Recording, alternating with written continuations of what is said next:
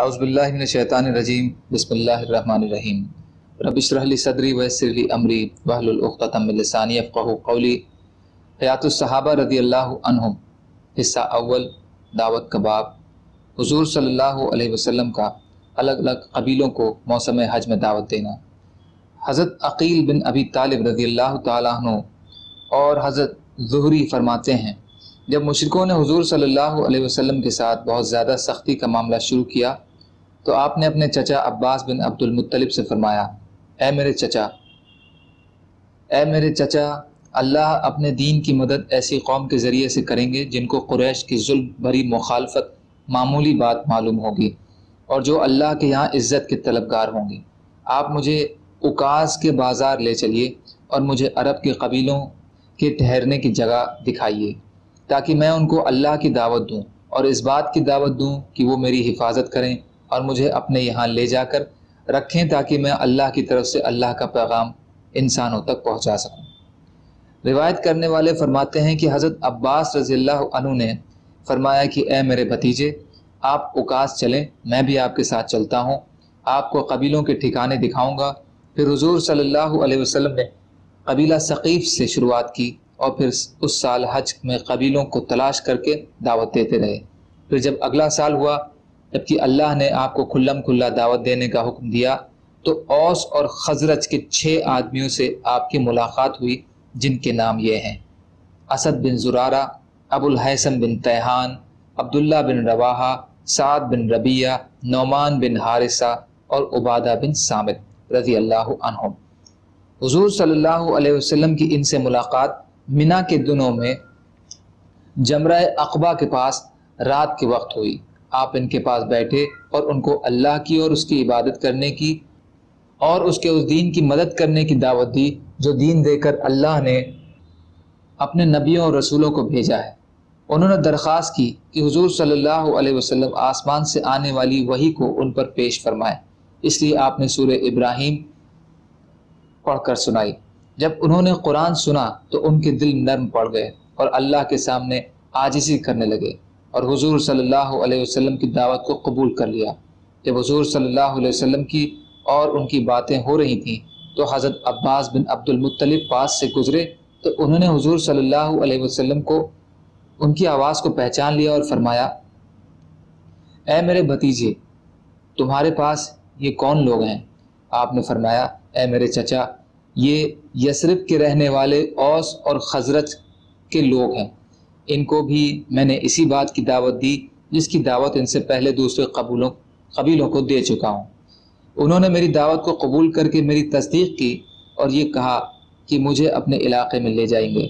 حضرت عباس بن عبد المطلب اپنی سواری سے نیچے اترے اور اپنی سواری کی ٹانگیں باندھ دیں، پھر ان سے کہا، اے اوس و خزرج کی جماعت، یہ میرا بھتیجا ہے اور یہ مجھے تمام لوگوں سے زیادہ پیارا ہے۔ اگر تم نے ان کی تصدیق کی ہے اور تم ان پر ایمان لے آئے اور ان کو اپنے ساتھ لے جانا چاہتے ہو تو میں تم سے اپنی دلی اطمینان کے لیے یہ وعدہ لینا چاہتا ہوں کہ تم ان کو لے جا کر وہاں بے یار و مددگار نہیں چھوڑو گے اور ان کو دھوکہ نہیں دو گے، کیونکہ تمہارے پڑوسی یہودی ہیں اور یہودی ان کے دشمن ہیں اور مجھے خطرہ ہے کہ وہ ان کے خلاف تدبیریں کریں گے۔ حضرت عباس نے جب حضرت سعد اور ان کے ساتھیوں کے بارے میں بے اطمینانی ظاہر کی تو یہ بات حضرت اسد بن زرارہ پر بڑا بوجھ بن گئی، اس لیے انہوں نے کہا، اے اللہ کے رسول صلی اللہ علیہ وسلم، آپ ہمیں حضرت عباس کو ایسا جواب دینے کی اجازت دیں جس میں ایسی بات نہیں ہوگی جس سے آپ کو غصہ آئے یا آپ کو ناگوار گزرے، بلکہ ایسا جواب دیں گے جس میں آپ کی دعوت قبول کرنے کی تصدیق ہوگی اور آپ پر ایمان ظاہر کیا گیا ہوگا۔ آپ نے فرمایا، اچھا تم حضرت عباس کو ضرور جواب دو، مجھے تم پر پورا اطمینان ہے۔ حضرت اسد بن زرارہ نے حضور صلی اللہ علیہ وسلم کی طرف چہرہ کر کے کہا، اے اللہ کے نبی صلی اللہ علیہ وسلم، ہر دعوت کا ایک راستہ ہوتا ہے، کسی کا راستہ نرم ہوتا ہے، کسی کا سخت۔ آج آپ نے ایسی دعوت دی ہے جو نئی بھی ہے اور لوگوں کے لیے سخت اور مشکل بھی ہے۔ آپ نے ہمیں اس بات کی دعوت دی ہے کہ ہم اپنا دین چھوڑ کر آپ کے دین کی پیروی کر لیں، اور یہ بڑا مشکل کام اور سخت گھاٹی ہے، لیکن ہم نے آپ کی اس بات کو قبول کر لیا۔ اور آپ نے ہمیں اس بات کی دعوت دی ہے کہ لوگوں سے ہمارے دور اور قریب کے جتنے بھی رشتے ہیں اور ان سے جس طرح کے تعلقات ہیں ان سب کو ہم ختم کر دیں، یعنی دین کے معاملے میں صرف آپ کی مانیں اور کسی کی نہ مانیں۔ یہ بھی بڑا سخت کام اور سخت گھاٹی ہے، لیکن ہم نے اسے بھی قبول کیا۔ ہمارا مضبوط جتھا ہے، جہاں ہم رہتے ہیں وہاں ہماری بڑی عزت ہے اور وہاں ہماری سب چیزیں حفاظت سے ہیں۔ کوئی اس بات کو سوچ بھی نہیں سکتا کہ ہمارا سردار باہر کا ایسا آدمی بن جائے جس کو اس کی قوم نے اکیلا اور اس کے چچاؤں نے بے یار اور مددگار چھوڑ دیا ہو، اور آپ نے ہم کو دعوت دی کہ آپ کو ہم اپنا سردار بنا لیں۔ یہ بھی بڑا مشکل کام اور سخت گھاٹی ہے، لیکن ہم نے آپ کی اس بات کو بھی قبول کر لیا۔ لوگوں کو یہ تمام کام ناپسند ہیں، ان کاموں کو صرف وہی پسند کرے گا جس کو اللہ کی ہدایت کا فیصلہ کر دیا گیا ہو اور جو ان کاموں کے انجام میں خیر چاہتا ہو۔ ہم نے آپ کے ان تمام کاموں کو دل و جان سے قبول کر لیا ہے اور انہیں قبول کرنے کا زبان سے اقرار کر رہے ہیں، اور ان کے پورا کرنے میں اپنی ساری طاقت خرچ کریں گے۔ اور آپ جو کچھ لائے ہیں اس پر ہم ایمان لا رہے ہیں، اور اللہ کی اس مغفرت اور اللہ کی اس معرفت کی ہم تصدیق کر رہے ہیں جو ہمارے دلوں میں بیٹھ گئی ہے۔ ان تمام باتوں پر ہم آپ سے بیعت ہوتے ہیں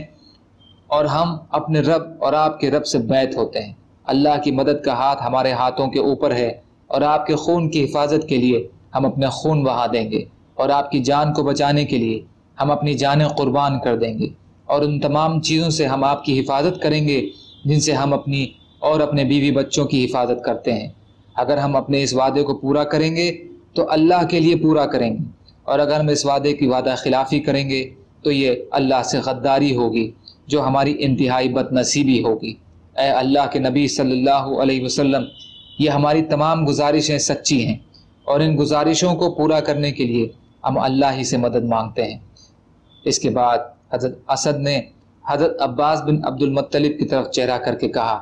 اے وہ آدمی جو اپنی بات کہہ کر ہمارے اور نبی صلی اللہ علیہ وسلم کے بیچ آ گیا ہے، اللہ ہی جانتا ہے کہ آپ کا ان باتوں سے کیا مقصد ہے۔ آپ نے یہ کہا کہ یہ آپ کے بھتیجے ہیں اور تمام لوگوں سے زیادہ آپ کو محبوب ہیں، تو ہم نے بھی ان کی وجہ سے اپنے قریب اور دور کے تمام رشتہ داروں سے تعلقات توڑ لیے ہیں، اور ہم اس بات کی گواہی دے رہے ہیں کہ یہ اللہ کے نبی ہیں، اللہ نے ان کو اپنے پاس سے بھیجا ہے، یہ جھوٹے نہیں ہیں، اور جو کلام یہ لائے ہیں وہ انسانوں کے کلام سے ملتا جلتا نہیں ہے۔